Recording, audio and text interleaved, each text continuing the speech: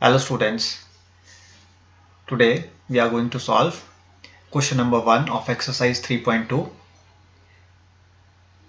and the question is solve the following pair of linear equations by the substitution method.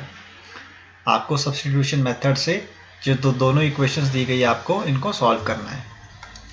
आप कैसे करेंगे इसको solve देखिए यहाँ पर. सबसे पहले आप x plus y equal to 14 को मान लीजिएगा first equation और x minus y equal to 4 को आप क्या मानेंगे सेकेंड इक्वेशन. क्लियर. आपके पास दो इक्वेशंस दी गई है. अब देखिए सब्स्टिट्यूशन मेथड क्या होता है आपको जो x की वैल्यू है इसको सब्स्टिट्यूट करना है. क्लियर. या फिर y की वैल्यू को सब्स्टिट्यूट करना है. सब्स्टिट्यूट का मतलब क्या है आपको कि x की वैल्यू को आपको कहाँ सब्स्टिट्यूट करना है सेकेंड इक्वेशन में. सब्स्टिट्यूशन मेथड का मीनिंग क्या है कि आपको x की वैल्यू को कहाँ पे सब्स्टिट्यूट करना है सेकेंड इक्वेशन में, या फिर आपको y की वैल्यू को कहाँ पे सब्स्टिट्यूट करना है सेकेंड इक्वेशन में. x या y वेरिएबल में से अगर आप एक भी वेरिएबल को सेकेंड इक्वेशन में पुट करेंगे तो आपके पास क्या निकल के आएगा, पेयर ऑफ लीनियर इक्वेशन निकल के आएगी. क्लियर. आपके पास क्या वैल्यू निकल के आएगी, x और y की वैल्यू निकल के आएगी.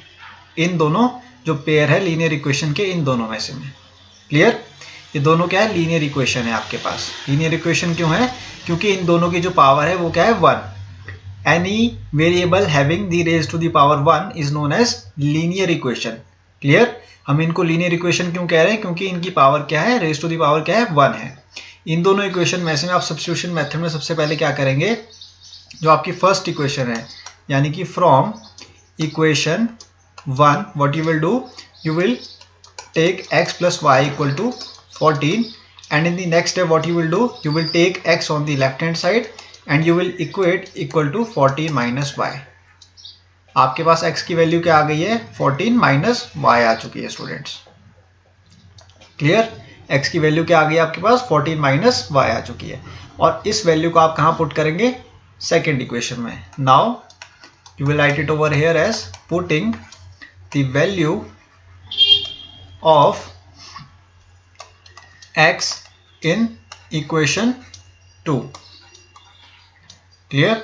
और कैसे आप देखिए पुट करेंगे इसको, x minus y equal to कितना है आपके पास 4 है सेकेंड इक्वेशन में. Clear. This is your second equation.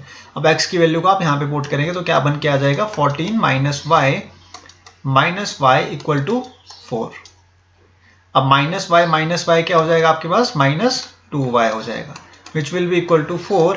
14 यहाँ पे पॉजिटिव का है, इसको आप राइट हैंड साइड में ले जाएंगे तो ये क्या बन जाएगा माइनस 14 बन जाएगा. Minus 2y will be equal to 4 minus 14 will be minus 10 students.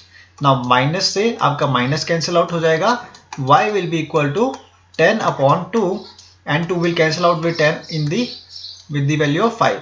So y की वैल्यू आपके पास क्या आ गई 5 आ गई. What is the value of 5? 5. अब आप x की वैल्यू को निकालेंगे. x कहाँ है आपका, यहाँ पर देखिए. x की वैल्यू कैसे निकलेगी 14 माइनस y की वैल्यू क्या है आपके पास 5, तो आप 5 को यहाँ पे पुट करेंगे. x will be equal to 9. 14 minus 5 will be 9.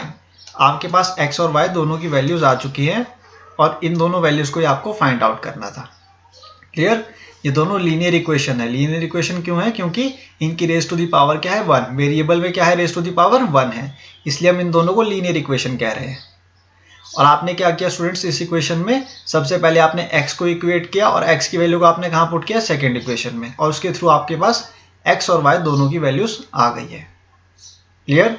Now I will move on to the second part of the first question and in this question it has been given s minus t equal to 3 and s upon 3 plus t upon 2 equal to 6. So this is your first equation and this is your second equation, right?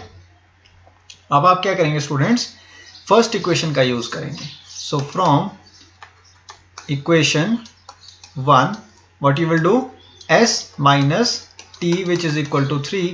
अब आप s को left hand side में रहने देंगे और t को कहाँ ले जाएंगे राइट हैंड साइड में, तो ये क्या बन जाएगा 3 प्लस t बन जाएगा. s will be equal to 3 plus t. Clear. Now what you will do, you will place this value of s in the second equation. Now putting the value of s in equation number 2। अब आप देखिए s की value को आप यहाँ पे put करेंगे तो क्या बन जाएगा, ये s/3 है आपके पास। सबसे पहले मैं इक्वेशन लिख लेता हूँ, प्लस t अपॉन क्या है आपके पास 2 इक्वल टू 6। s की जो वैल्यू है वो क्या है 3 + 2, तो 3 प्लस t को आप यहाँ पे प्लेस कर देंगे s की जगह पे, upon 3 plus t upon 2 which will be equal to 6. Now you will take the LCM of 3 and 2 as 6. 3 और 2 का LCM क्या होगा स्टूडेंट, 6 हो जाएगा। 3 2 ज़ा 6, तो 2 को आप एज इट इज यहाँ पे लिख लेंगे, 3 + 2 को आप ब्रैकेट में लिख लेंगे।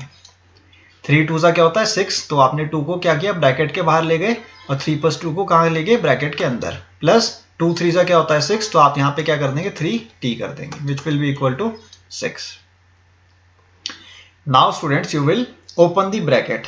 ओपन कैसे करेंगे आप ब्रैकेट को, 3 × 2 will be 6 plus 2 × t will be 2t plus 3t which will be equal to 6। आपका क्रॉस मल्टीप्लाई होकर कहाँ चला जाएगा, राइट हैंड साइड में। 6 × 6 will be 36 students. Now 2t plus 3t will be 5t which will be equal to 36 minus 6। 6 कहाँ चला गया आपका यहाँ से राइट हैंड साइड में, इसलिए क्या बन गया ये -6 बन गया। Now 5t will be equal to 36 minus 6 will be 30। 36 minus 6 will be 30, so t will be equal to 30 upon 5। अब 5 से आप कैंसिल आउट करेंगे 30 को, कितना आएगा 6, 5 6 ज़ा कितना होता है 30, so t will be equal to how much 6। t की वैल्यू क्या आ गई आपके पास 6 आ गई है स्टूडेंट्स। अब आप क्या करेंगे, t की वैल्यू को पुट करेंगे कहाँ पर, इसमें s को फाइंड आउट करने के लिए। क्लियर, आप कहाँ पे पुट करेंगे t की वैल्यू को, यहाँ पर s इक्वल टू 3 + t पे, तो 3 + t यानी कि 3 प्लस कितना हो जाएगा 6, so s will be equal to 3 + 6 will be 9, so value of s will be equal to 9। Clear, s की वैल्यू क्या आ गई आपके पास 9 आ गई, और t की वैल्यू क्या आ गई आपके पास 6 आ गई। आई होप आपको first and second part clear है क्वेश्चन नंबर 1 के। In the next video, I will solve the third and fourth part of the first question, students.